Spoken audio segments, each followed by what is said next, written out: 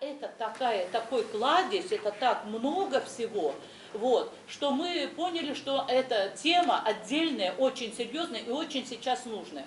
Сейчас вообще интерес, конечно, к национальному костюму, я думаю, наверное, во всех регионах он существует, есть, в Дагестане особенно, по разным причинам. Сейчас, наверное, не будем вдаваться вот в эту частную как бы линию, вот, но тем не менее он огромен. Сраждин как? Он вот в дневнике его, я внимательно читала, и меня поразило, с 12-13 лет, будучи еще мальчиком, подростком, он занимался уже, его такой интерес к этой народной культуре, к хореографии, к танцам. Он собирал этих детей, подростков своего села, и они там, еще электричества не было, это начало 60-х годов, в селе не было электричества. При свете керосиновой лампы они репетировали, он описывает, как он делал костюмы из занавесок тюлевых, имитация серебряных монет, эти пробки вот из-под лимонада, пива, помните, раньше вот эти пробки были металлические, вот, что-то там из фольги, из чего-то резал эти украшения, в общем, из любого подручного материала он шил, что-то делал, и они, значит, выступали на концертах художественной самодеятельности по каким-то праздникам у себя в клубе, и так выступали, что о них писали в местной прессе. Мы, конечно, понимаем, что все это по-детски, все это наивно, ну, то есть вот этот человек, который горел вот этой вот любовью к народной культуре, удивительный интерес был. И дальше он шел к этому, к созданию ансамбля Айланай, который был создан, если я не ошибаюсь, в 1986 году. Он является его Айланай, кружись луна, значит, танцуй луна, примерно так переводится с нагайского. Вот, он шел к нему всю жизнь. Это он сейчас имеет государственный статус, все такое. Это фольклорно-этнографический Айланай, который он же вот это все собирал по крупицам. И когда он восстанавливал старинные танцы своего народа, и когда ансамбль уже заработал полную мощь, и вот костюмы. Собственно, всего начиналось с того, что он начал для них разрабатывать костюмы для этого. Заказывали в Москве. Ну, вот, слава богу, администрация какие-то нашла ресурсы, это в начало 80-х годов, были выделены какие-то средства, и эти костюмы, сшитые по эскизам Сраждина, до сих пор ансамбль Айланай бережет. Мы понимаем, сколько лет прошло, и как это изнашивается во время танца и так далее, и тем не менее они еще высочайшего уровня. И когда на каких-то смотрах, вот, ну, наших фестивалях, там, смотрах нашей самодеятельности, наших фольклорного, нашего этого музыкального и хореографии-танцевального фольклора мы видим, выходят Айланай, и это всегда настолько уровень их высок и все такое. И сейчас сама себя перебила, но вспомню. И вот он, то есть он такую работу огромную проделал, потом они гастролировали по районам компактного проживания нагайцев. Это и Астраханская область, это Карачаево-Черкесия, это Ставропольский край, то есть там это Чеченская республика, ну, кроме Дагестана и так далее. И они много выезжали, они даже их приглашали на «Шире круг», было в советское время такая передача вот на телевидении, и там они выступали. И вот он пишет о том, как старики плакали, старики-нагайцы плакали, когда видели эти танцы восстановленные по-настоящему, старинная, традиционная вот эта вот их культура, музыкальная и танцевальная. То есть вообще, конечно, говорить о Сраждине, сколько он сделал, это отдельный разговор, и это по нему, по его творчеству несколько можно полноценных и очень таких солидных и хороших изданий сделать. Ну что значит здесь? И вот мы начали собирать материал. Ну, сестра, конечно, была довольна, мы это все взяли, мы там сканировали, мы это делали, тексты. Ну, первый текст исходил от Яхьи, вот он начальник управления культуры, потому что они вместе начинали. Яхья отвечал за музыкальную как бы часть, он музыкант, композитор, исполнитель, вот, певец, а Сраждин как бы больше за хореографическую. И вот он написал, как это все начиналось, как это делалось. Я написала такую чисто, ну, аналитическую, ну, насколько у меня получилось, статью вот о его, значит, чисто уже о его этих самых эскизах этих. Затем мы взяли, перепечатали статью Месиду Султановой был журнал «Возрождение» о нагайцах, и там она дала ее, к сожалению, она очень рано ушла, молодая, очень талантливая девочка. Вот, у нее была о нагайском костюме, то есть одно дело это интерпретация Батырова, другое дело, как же это был исторический костюм. В чем? Она в основном, конечно, опиралась на книгу Сакинат Гаджиевой «Материальная культура нагайцев». Вот все это пересдавать надо, конечно. У нас такая замечательная вот старая этнографическая литература, который сейчас просто является библиографической редкостью. Вчера вот об этом начали говорить, о переизданиях. Это просто необходимо. Но это тоже другой разговор. Вот. Значит, и я попросила у ее мамы Гулизара, нашего театроведа, Гулизар Ахмедовны Султановой, попросила разрешения перепечатать статью Месиду, чуть-чуть добавив от себя, просто там немножко, как мне показалось, по головным уборам, ну, не совсем был достаточно полный материал, вот немножко там добавили. И последнее, значит, там материал, если говорить о текстовой части, это художник, она и педагог, в Терекле Мектебе работает, это Алтын Акбердиева, она написала о ювелирном искусстве нагайцев, потому что это тоже отдельная тема, большая, серьезная, интересная. Ну вот это как бы текстовая часть. Дальше альбом. Начали собирать. Дело в том, что после того, как он для Айланая он нарисовал эскизы, к нему начали обращаться. Он сделал чечено-ингушского войнаха, он сделал эскизы, ему заказывали. Для каракалпакского айгулаша. Потом с Казахстаном у него началось сотрудничество, и, видимо, тоже, я думаю, он был бы там востребован, но вот не случилось. Затем для нашей лезгинки, для песни и танцы народов Дагестана, то есть он со всеми сотрудничал и работал. И все это нужно было собрать воедино. Вот здесь начались сложности, потому что я созвонилась с чеченскими нашими коллегами, но вроде да, они помнили с рождения, они художественные руководители, они говорили, что было 12 эскизов, мужские, женские в основном, но, к сожалению, вот во время войны, как что случилось, они погибли, осталось 2. И сколько, по-моему, больше года я с ним, я уже думала поехать туда, в Грозный, что ли, но не получилось. Наконец прислали их, они в таком варианте были, конечно, не то что варианте, они грязные, не очень хорошей сохранности. Один ингушский, я поняла по головному убору, что это ингушский, один чеченский, женские костюмы, тоже они сюда введены. Потом откуда что-то, у кого-то, у знакомых вдруг узнаешь там. Узнала, что в Эрденте 17 эскизов, причем исключительные. Там головные уборы такие уникальные, замечательные, очень хорошие для Айланая. Значит, тоже попросила разрешения их использовать, потому что, ну, вряд ли когда-нибудь кто-то будет вот этим так заниматься, все это собирать, поэтому хотелось максимально. Затем попросила трудно было связаться с каракалпаками, это все тянулось месяцами, если не годами. Ну, в общем, 2 года назад, в принципе, книга сложилась. Ну, каракалпаки вели себя странно, ну, странно мы понимаем, что за этим стоит, то есть очень конкретно. Но ничего конкретного они не говорили, что кому-то отдали, кому-то чего-то это, потом оказалось, что они продают. Ну, хотя бы скажите, вы покажите, что мы согласны, да, может быть, и вы купите как-то. Хотя бы этот электронный вариант, хотя бы фотографию, ну, пока вот это вопрос открытый. Ну, здесь работали с его супругой, она сейчас в Бельгии живет, и она там что-то атрибутировала, на какие-то вопросы охотно отвечала. В общем, это все, конечно, тянулось долго, я уже в отчаянии была, думаю, господи, как мы все это сделаем. Ну, сделали. Худо-бедно мы слепили эту книгу. Вот. И я еще позапрошлый год думала где-то презентацию, может быть, сделать вот на этой книжной ярмарке. Прошлый год с Умар Усманом Хабибулаевичем, вот нашим издательство наше «Дагестан» замечательный, он идет навстречу и готов сотрудничать, и все, и делать скидки, ну хотя бы какая-то должна основа быть. Сейчас все вот упирается как бы вот в финансовую часть. Ну, я счастлива, вчера у меня крылья выросли, потому что вот, кто если был вчера на вчерашней презентации, он сказал, приходите, мы реально, он-то видел, в принципе, электронный вариант у них есть, вот, ну и другие издания он готов, ну как бы, рассматривать и сотрудничать. Ну, надеемся, что сложится наше сотрудничество, да, все получится. Вот. Ну, что хочется сказать. Я еще, значит, сказала, что там вот чеченские введены эскизы, это уже сценический костюм к лезгинке и песни и танцы народов Дагестана. Потом несколько там эскизов, ну это такой молодежный, видимо, был вокально-инструментальный ансамбль у них все годы, как он назывался, Тулпар. К нему несколько костюмов. И там еще есть замечательные наброски вот в конце. Они просто не цветные, они карандашные наброски костюмов на разных, всех, ну не всех, но народов Дагестана.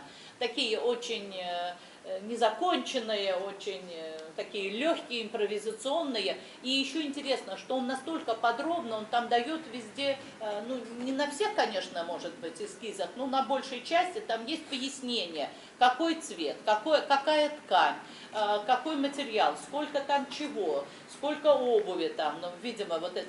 И вот эти важные очень моменты, где присутствует как бы вот, ну, сам художник, сам автор, и то есть это огромный, конечно, труд. И я думаю, он будет востребован, потому что, ну, как бы сказать, и дизайнерами, наверное, одежды, и этнографами, и всеми, наверное, кто интересуется вообще народной костюмой, народной культурой Дагестана, и не только здесь Дагестана, вот, и кто будет заниматься, может быть, дальше как-то вот непосредственно разработкой традиционных костюмов, их дизайном и так далее, я думаю, и для преподавателей и так далее, культурологов, я думаю, этот материал нужный будет и востребованный. Ну и надеемся, что если мы все доживем до следующей книжной ярмарки, наверное, сможем уже... Так, я, наверное, как всегда, долго говорю. Вот.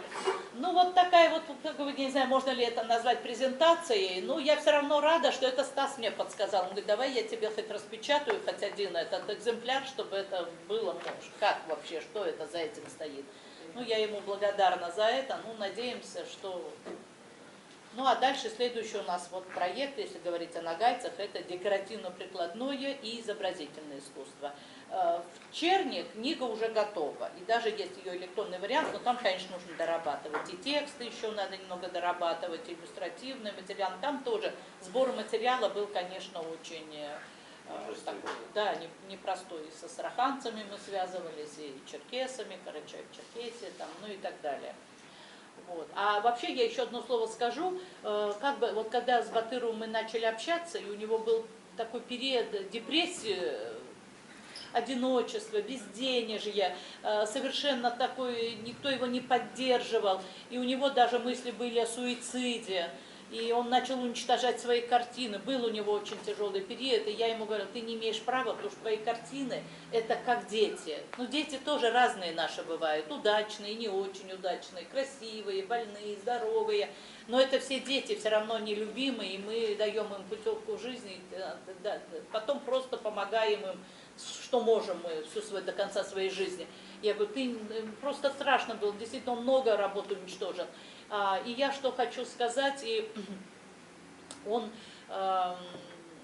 вот в этот период, я ему как-то поддержать, может, его морально, я говорю, давай я тебе напишу. И вот мы сидели, помню, долго в Музее искусств, я тогда работал, мы сидели очень долго, и он мне начал рассказывать о своем народе. А он всегда, когда приходил в музей, он такой очень обаятельный был человек, все собирались вокруг него, и это был всегда праздник. И все сводилось все равно к нагайской культуре, обычаям, обрядам. Там с кумыками он мог немножко, не смежная культура, они разные, но живут где-то они на смежной территории, и поэтому что-то и браки у них нагайцев с кумыками довольно часто бывают. Вот. И как бы вот так он много говорил, так тогда литературы вообще никакой не было. Некая была Морозова, у меня эти листочки, что я записывала, они до сих пор у меня сохранились. Какая-то была книга о Морозовой, даже не о нагайцах, а...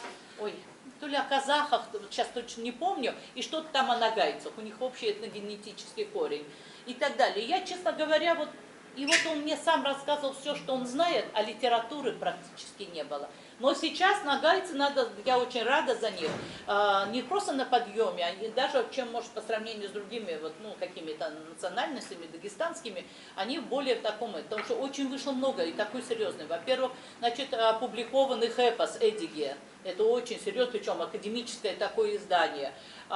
История Нагайской Орды. Это автор ее Трипавлов, очень известный историк. Фильм вообще Да, Венцелович Виктор. Вадим Винцерович. Вадим, Вадим. ВАК Да. Очень серьезный ученый. Потом есть немножечко более упрощенный, укороченный вариант книги, более такой популярный. Очень много вышло недавно об их надгробных стелах. Сантаслар, если я не ошибаюсь. Сантаслар. Да. Ахмед Ярлыкапов. Да. Эта книга вышла. Выходят и другие издания. Вышла по Войлокам Фатимы Каноковой. Да.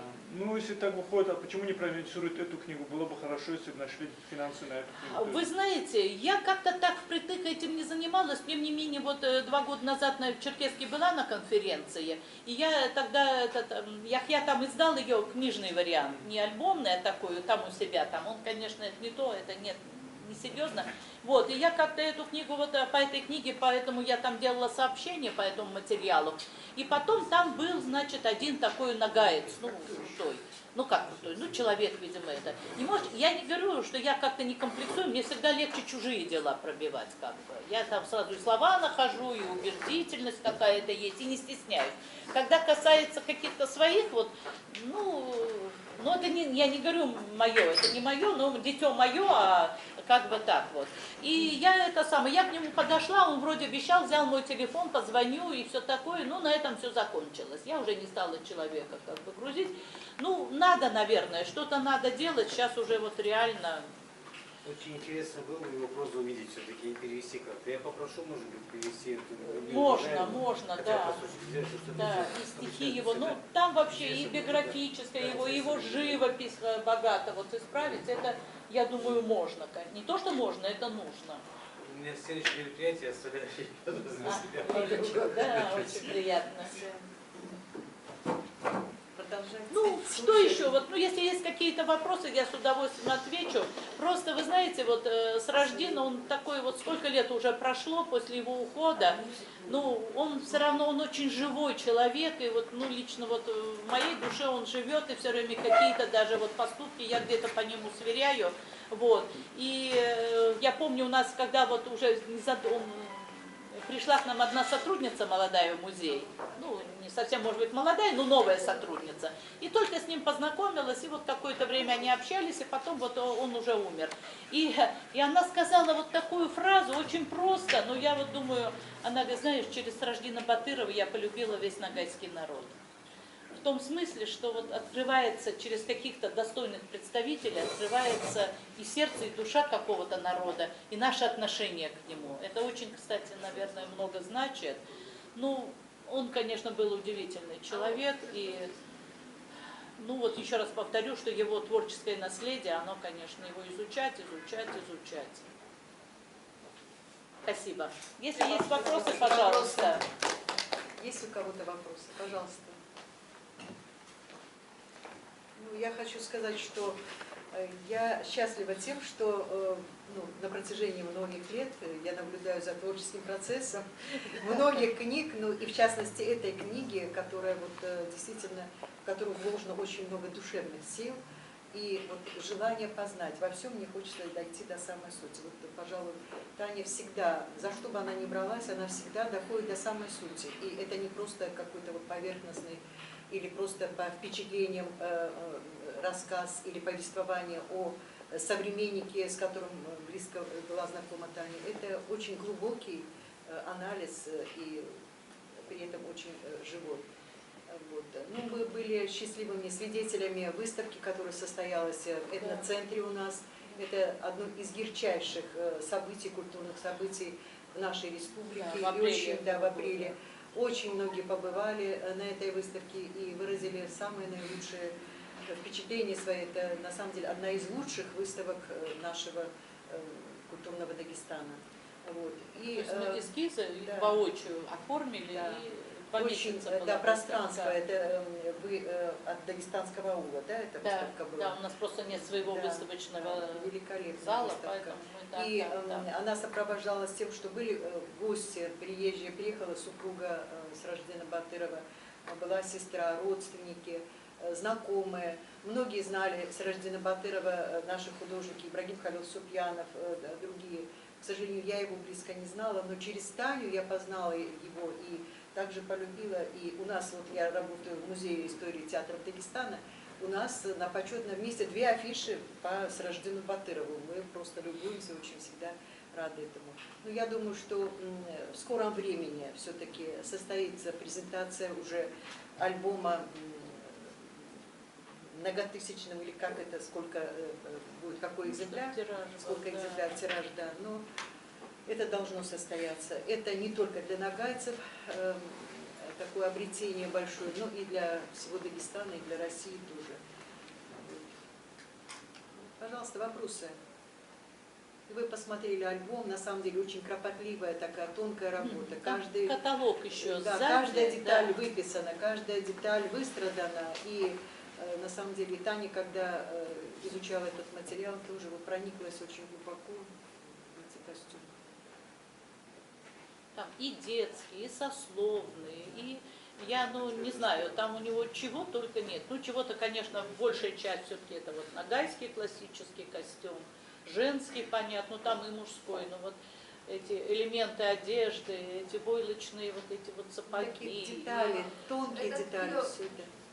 В единственном экземпляре почему? Она еще не доиздана? Это и- Она Полный не экземпляр. издана, это просто вот перед выставкой, даже это вот инициатива самого Станислава Дитковского, который макет книги делал, вот, он говорит, давай я тебе все же один распечатаю, чтобы, ой, я говорю, давай. Вот, То есть что, просто нет средств или как? да, Пока нет. да. А если обращались к нагайским? Да, да, и обещалась, потом у них поменялось там вроде бы. Сейчас я написала письмо, ответа Нет, но нет. есть же нагайцы, которые живут за границей, пределами. которые живут... Ну, я попробую связаться со своими. У вас Может есть, быть, да, нагайцы Я за просто границей? ничего не обещаю, но Спасибо. есть так большая диаспора в Америке, я попытаюсь, но я не могу обещать. Я понимаю, я понимаю. потом Здесь Вы надо знаете, видеть. как-то там вроде обещали, здесь обещали. Ну, может быть, я очень целенаправленно еще не занималась этим вопросом, хотя надо параллельно это было Я немножко делать. сфотографировала. Разрешите переслать им, да? Да, конечно. Хорошо, спасибо. Умение Спасибо. найти средства на издание книги – это отдельный творческий Да, процесс. это Да, отдельный творческий да, процесс. На да. это нужны силы Да. большие, физические силы. Ну, здесь еще, конечно, вот, ну, я вчера тоже говорила об этом, мне всегда кажется, что главное работать, ну, вот, часто человек как говорит, ой, денег нету, ну, денег нет, никто не придет и не Никто не скажет, придет, сколько да. вам $1000 или евро надо там. Или нет. Никто не это самое. Я как-то всегда думаю, вот надо работать, а потом эти вопросы как-то будут решаться. И часто решаются, выстраиваются. Я думаю, здесь оно выстроится, но как-то вот немножечко, не хочу ни в чей адрес абсолютно сказать, но немножечко вот Подвижки. представители великого нагайского народа, которые, по идее, должны быть заинтересованы, и это как-то они так-то сейчас все самоустранились, и, ну, я поняла, что ни от кого ничего ждать не надо, а оно неожиданно откуда-то, где не ждешь, может прийти, может быть. Ну, в общем, надо двигаться. Ну, большая часть, и вообще все, можно сказать, сделано, только остается за тем, чтобы издать. А у него остались дети, там, наследники? У него, знаете, нет, у него дочь есть.